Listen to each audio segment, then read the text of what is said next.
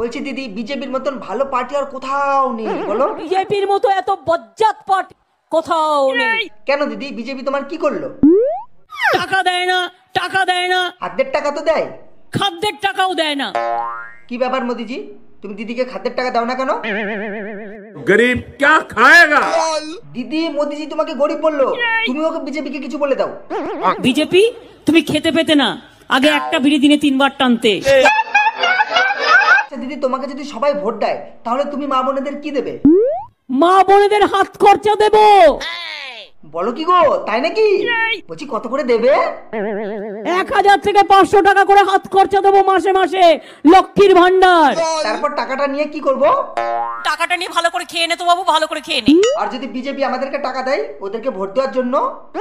টাকা দিলে বিজেপি ওই টাকায় মাংস ভাত খেয়ে নেবেন।